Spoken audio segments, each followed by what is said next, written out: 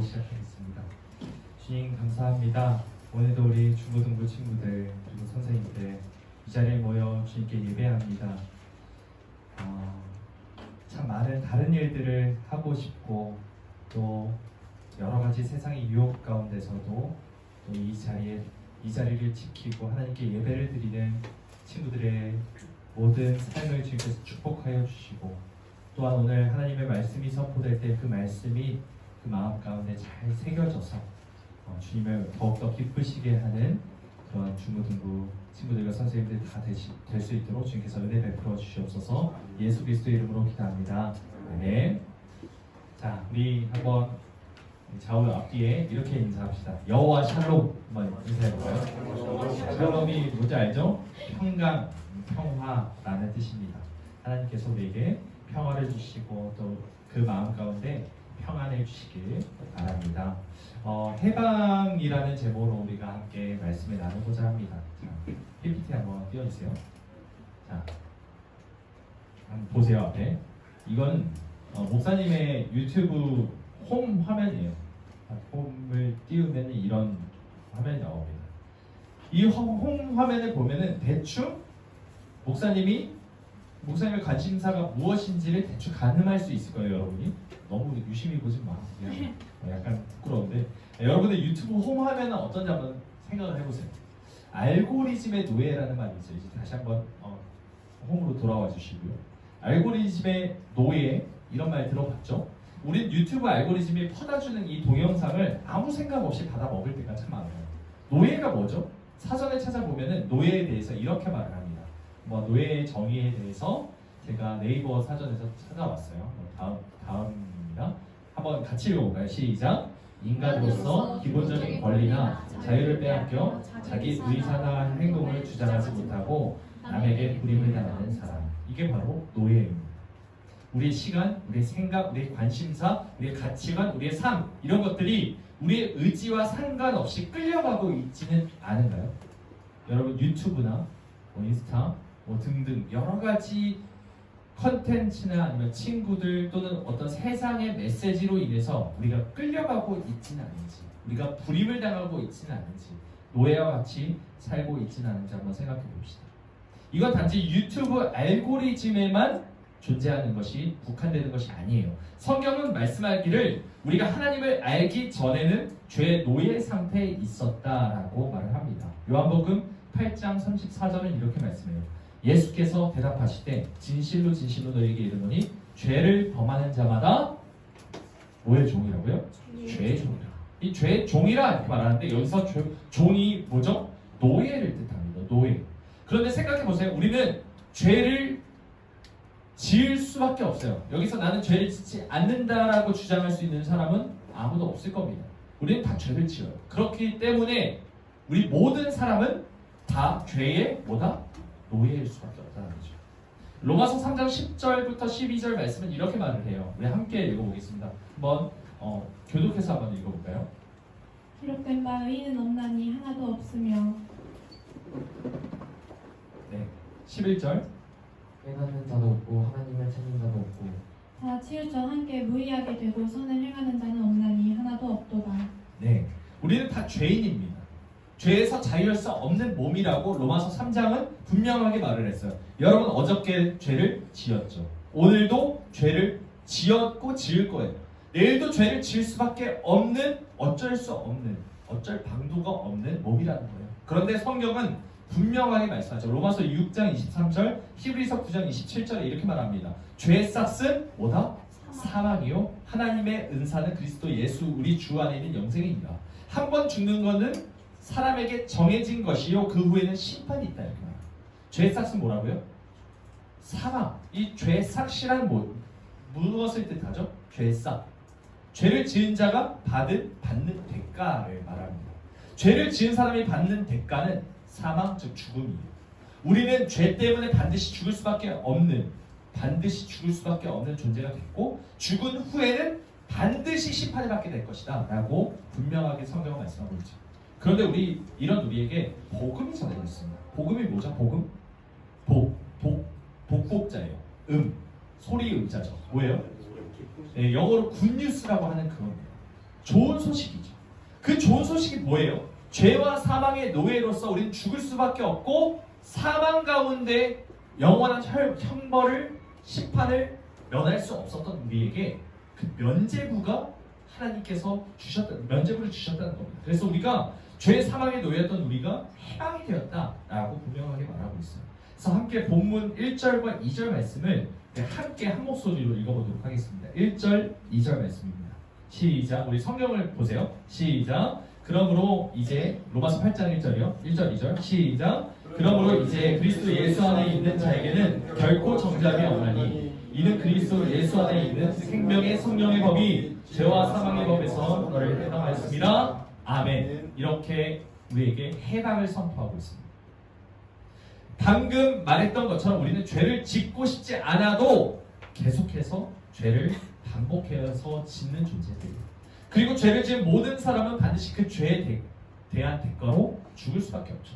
그런데 오늘 본문 말씀은 우리가 예수 그리스도 안에 있으면 이런 죄와 사망의 노예 상태에서 해방이 된 것이다 라고 말을 하고 있어요. 1절에서 정죄함이 없다 라는 말이 나오죠. 결코 정죄함이 없다. 이 말 중에 정죄가 뭐냐면 심판, 형벌 이런 뜻이에요. 그러니까 그냥 정죄를 말하는 게 아니라 하나님의 심판을 받아서 영원한 그 지옥불에 들어가는 그 형벌을 말하는 거예요. 그런데 예수 안에 있으면 뭐 한다? 이런 심판과 형벌이 결코 없다라고 말하고 있죠.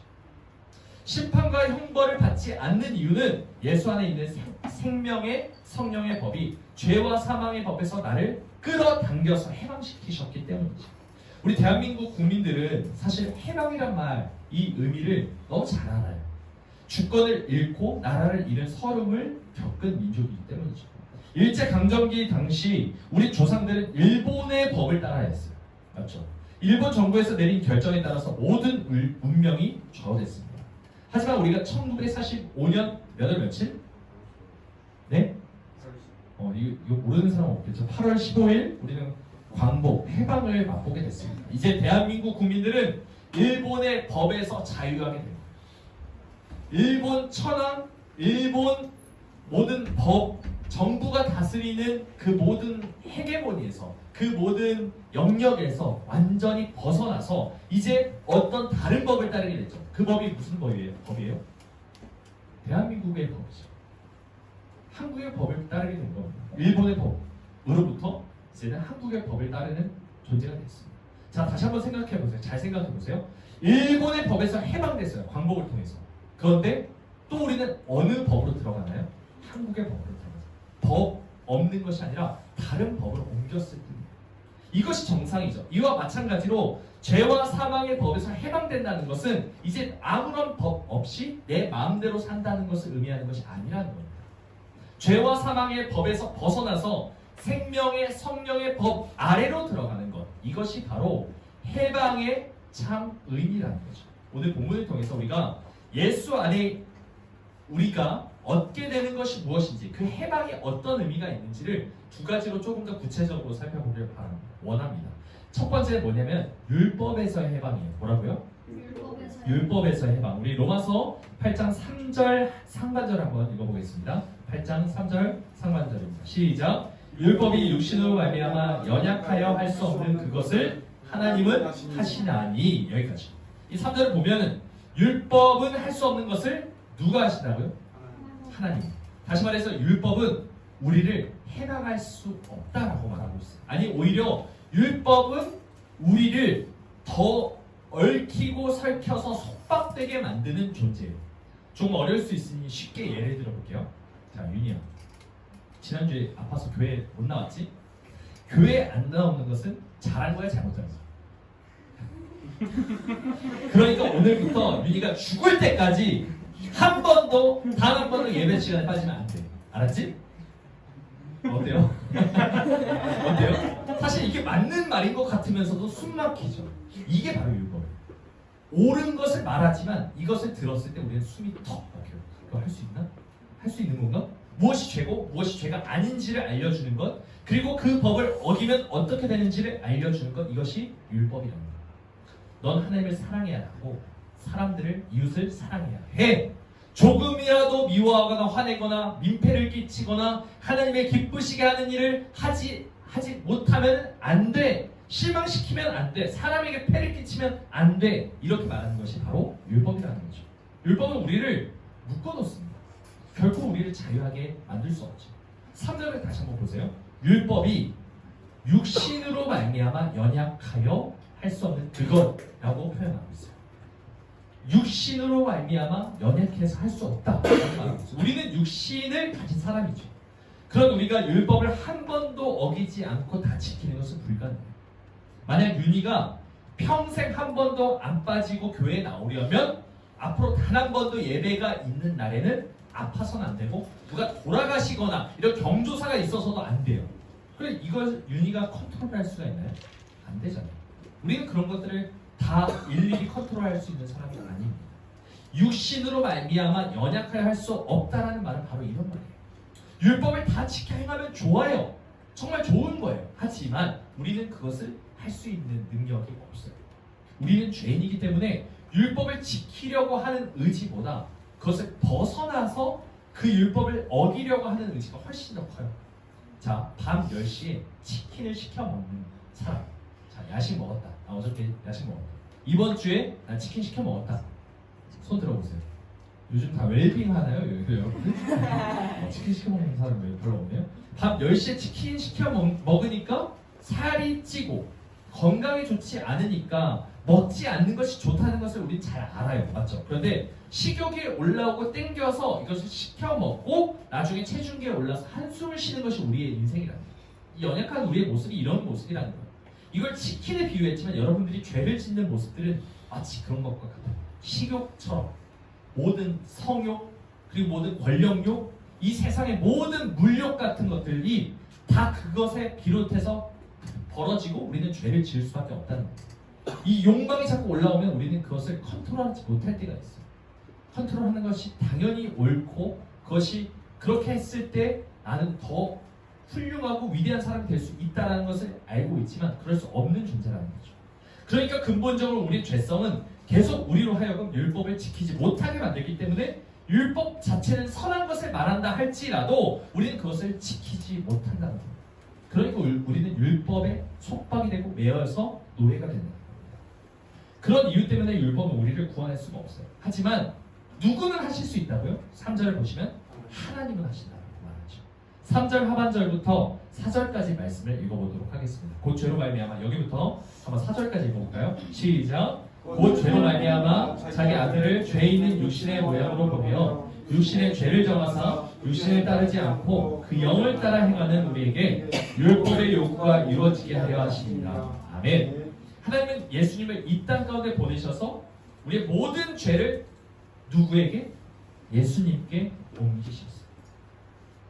그리고 예수님은 그 죄를 다 짊어지시고 십자가의 죽으심으로 우리의 모든 죄를 다 없이 하셨어요. 우리는 그런 예수님을 믿는 믿음으로 완전히 새로운 사람이 되었죠. 이제 우리는 율법이 요구하는 것, 즉 하나님을 사랑해야 하고 이웃을 사랑해야 해라고 말하는 것을 억지로 강제로 하지 않아도 된다는 겁니다. 예수님으로 인해서 변화된 사람은 저절로 우러나오는 사랑의 마음으로 율법이 요구하는 것, 뭐죠? 하나님 사랑, 이웃 사랑을 우러나오는 마음으로 저절로 실천하게 돼요. 엄마가 재경이에게 이렇게 말해요. 야, 재경 좀 씻고 다녀라. 야, 재경아, 옷 좀 허름하게 입고 다니지 말고 좀 깔끔하게 좀 입고 다녀. 예를 들어서 하는 말이야. 상처받지만 재경이는 예를 든 거야. 네? 하면서 너무 휘둥그러지면 안 돼요. 여기는 예를 든 거예요. 자, 좀 씻고 다니라고, 세수 좀 해, 머리 좀 감아 했는데 귓등으로도 안 들어요. 한 귀로 듣고 한 귀로 흘려요. 엄마의 잔소리, 이것을 율법이라고 쳐봅시다. 이거 율법이에요. 그런데 재경이에게 꿈에도 그리던 여자친구가 생겼어요. 너무 예뻐, 너무 아름다워. 보기만 해도 그냥 눈물이 흘러.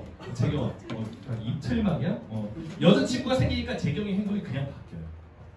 갑자기 옷을 깔끔하게 입기 시작했고 머리도 잘 감고 세수도 잘하고 행동도 아주 반듯하고 생기가 넘치기 시작하면 눈이 반짝반짝해져요. 엄마가 그토록 잔소리할 때는 듣지도 않던 것이 이제는 여자친구가 생기니까 말하지 않아도 저절로 되기 시작하는 거예요. 예수님을 믿는 믿음으로 완전히 새로워진 마음, 새로워진 사람의 마음이 딱 이런 거예요. 사랑하는 마음 때문에 하나님이 요구하시는 사랑하라라는 말을 그 말씀을 우리가 저절로 기꺼이 하게 되는 거죠. 딱딱하게 굳어진 우리의 마음이 살같이 부드러워지니까 그제서야 율법이 말하는 사랑하라는 의미가 뭔지를 알게 되고 그래서 사랑을 실천하고자 우리의 마음이 동하게 되는 거예요. 이것이 바로 생명의 성령의 법으로 우리가 인계된 거예요. 우리가 그곳으로 다시 해방되어 나왔다는 거죠. 여러분 이것이 바로 율법에서의 해방이에요. 예수 그리스도를 믿는 믿음으로 내 안에 그리스도의 사랑이 훅 하고 들어오는 거예요. 그래서 우리가 하나님과 진정으로 사랑에 빠지고 그 사랑을 다른 사람에게도 나눠주는 거예요. 이것만이 우리가 구원을 얻는 참된 길이라는 거죠. 두 번째, 마지막이에요. 생각의 해방. 따라해 봅시다. 생각의 해방. 생각의 해방. 네, 함께 5절부터 7절 말씀을 읽어보겠습니다. 5절부터 7절. 제가 한 절, 그리고 남자친구들이 한 절, 남학생 한 절, 여학생 한 절 이렇게 읽어볼까요? 5, 6, 7절. 육신을 따르는 자는 육신의 일을, 영을 따르는 자는 영의 일을 생각하나니 육신의 생각은 사람이요 영의 생각은 생명과 할망이니라. 육신의 생각은 하느님과 원수가 되나니 이는 하나님의 법에 굴복하지 아니할 뿐 아니라 할 수도 없으리라. 자, 여기 7, 8, 9절인가요? 5, 6, 7이었는데 5, 6, 7에서 계속해서 등장하는 단어가 있어요. 뭐죠? 육신. 네. 그리고 영 그리고 생각입니다. 그렇죠? 영, 육은 알겠는데 계속 그걸 생각이라고 표현을 하고 있어요. 생각에서의 해방이 두 번째였어요. 기억하죠? 예수님을 만나기 전 우리들은 다 육신의 일을 생각하던 사람이라고 지금 말하고 있는 거예요. 육신의 일을 생각하는 것이 무슨 말이냐면 하나님 계시는지 잘 모르겠고 그냥 사람 사는 거 거기서 거기 아닌가 이런 생각도 들고 죽으면 어떻게 되는지 그런 거 알고 싶지도 않고 일단 내 눈앞에 펼쳐진 이 세상에서 다른 사람에게 무시당하거나 아니면 짓밟히지 않고 내 마음대로 내가 내 인생의 주체가 돼서 당당하게 살아가고 그래서 먹고 사는데 지장 없고 그래서 내가 잘 먹고 잘 사는 거 이런 모든 생각들이 다 육신의 일을 생각하는 사람들의 생각이랍니다. 육신의 생각이 뭐냐면 인본주의적 생각이에요. 인본이 뭐죠? 사람이 근본이라는 거죠. 육신의 생각은 자기 중심, 나 중심적인 생각이에요. 내가 이 세상의 전부고 사람이 이 세상의 주체라고 말하고 있는 것이 바로 육신의 생각입니다. 사람은 날 때부터 전부 이러한 생각의 구조를 가지고 태어나요. 이것이 바로 태초에 선악과를 먹고 하나님께 반역을 저지른 아담에게 물려받은 아담의 DNA라는 겁니다. 우리 육신에는 아담의 DNA가 프로그래밍이 되어 있어요. 세팅이 되어 있어요. 인간이 전부라고 생각하고 나라는 사람이 이 세상의 중심이라고 생각하는 사람들이 만든 이 세상 한번 보세요. 얼마나 죄가 가득하고 무정하고 부조리하고 부정부패가 만연한가요? 자연을 한번 보세요. 이번 코로나도 그렇죠. 자연 때문에 생긴 일이라고 합니다. 기후변화 때문에. 그리고 기후위기도 그렇고 이 모든 파괴적인 것들이 어디로부터 왔어요? 사람의 생각으로부터 비롯된 거죠. 여러분 주변의 가정도 한번 생각해 보세요. 얼마나 많은 역기능적인 가정이 존재합니다. 이혼한 부모님들 얼마나 많아요.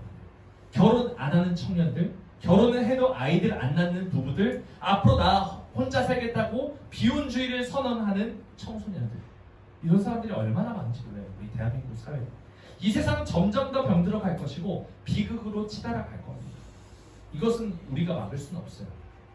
이 모든 비극적인 결과가 어디로부터 왔어요? 사람의 생각으로부터 왔죠. 자기중심적인 생각, 인본주의적 생각, 하나님을 의식하지 않고 내 마음 가는 대로 살아가는 사람의 생각.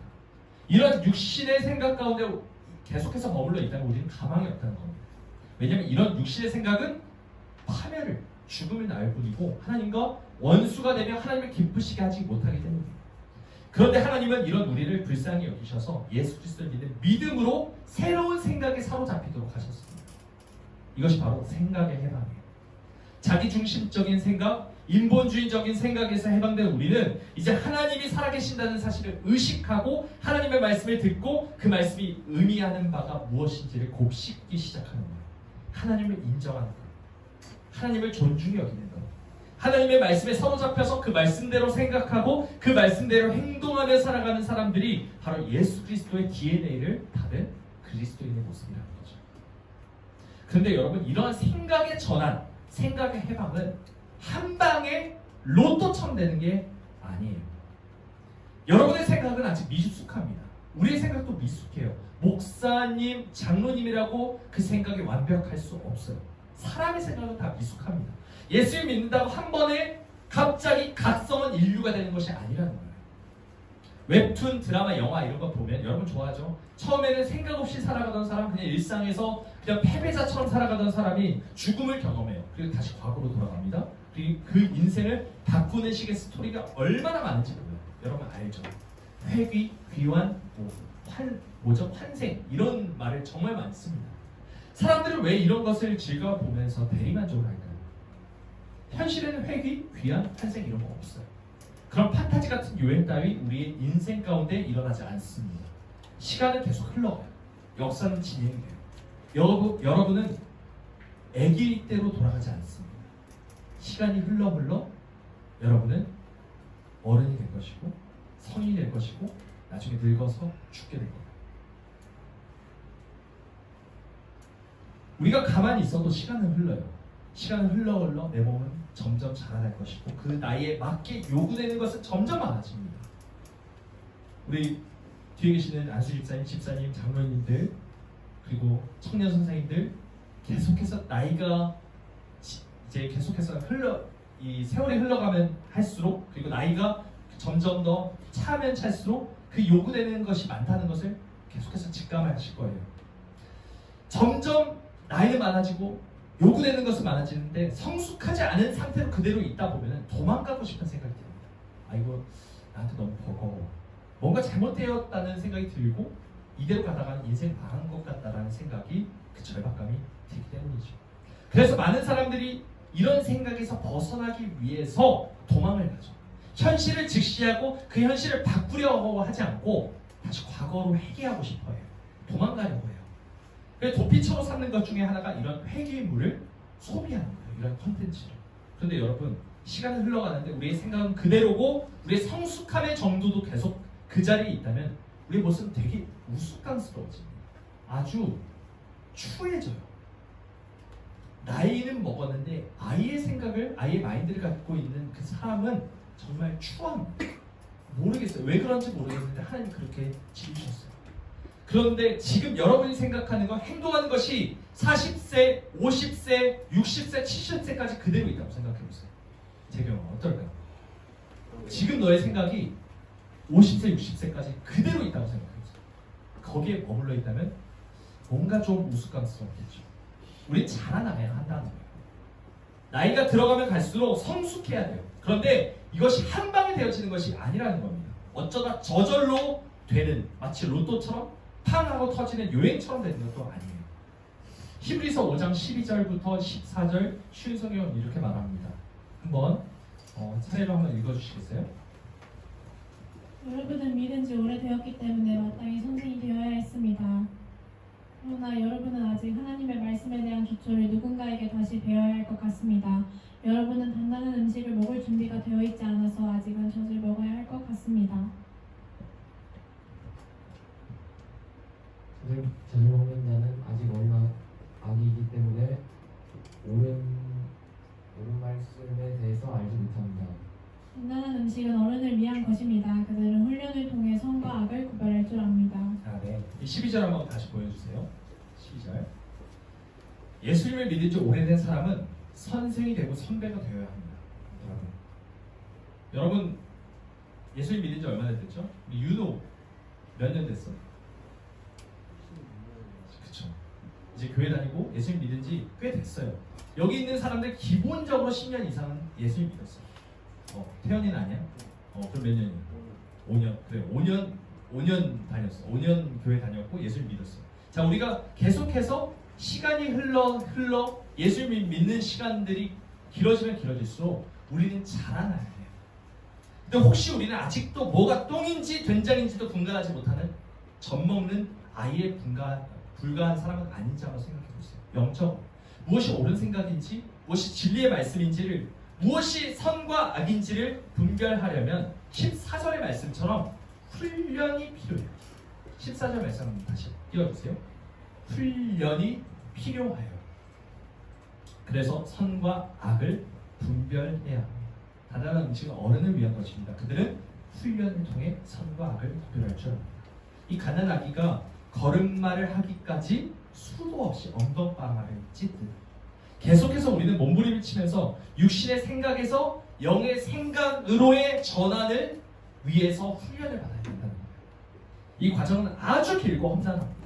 단거리 경기가 아니에요. 마라톤 경기입니다. 하나님을 의식하고 하나님의 말씀대로 생각하고 그 말씀에 순종하면서 점차 성숙한 사람이 되어가는 과정은 결코 저절로 되어지지 않는다는 거예요. 여러분, 이것을 우리가 해야 합니다.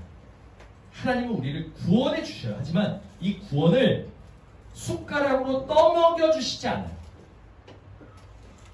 그 대신 이 구원을 우리가 하나하나 경험하고 하나하나 맛보면서 얼마나 하나님이 선하시고 아름다우시고 위대하고 영광스러운 분이신지를 우리의 삶 가운데, 우리의 삶의 역사 가운데 깨달아가길 원하십니다. 이 땅에 머물러 있던 우리에게 주어진 시간 가운데 천천히 변화시키시며 자라나게 하시는 것, 그것이 바로 하나님이 우리를 해방시키시는 방식이에요. 우리 구원받았어요. 하지만 우리가 삶을 사는 이유는 이것을 맛보면서 이 과정을 겪길 원하시는 거예요. 하나님이 얼마나 우리를 사랑하시는지를 깨닫길 바라시는 거죠. 우리는 이제 예수 그리스도로 인해서 해방을 얻은 사람입니다. 하지만 이 해방은 아직 미완료 진행 상태입니다. 이것이 완료형이 되기까지는 우리에게 주어진 인생, 우리에게 주어진 시간 가운데 하나님과 함께 울고 웃으면서 말씀 가운데 훈련하는 시간이 필요해요. 우리 모두가 이 훈련을 피하지 말고 지금 우리가 맞닥뜨리고 있는 현실, 우리가 맞닥뜨리고 있는 이 세상의 상황을 분명하게 직시하고 길이요 진리요 생명이신 예수 그리스도 안에서 참된 자유, 참된 해방을 누리며 살기를 주님의 이름으로 간절히 소망합니다. 아멘.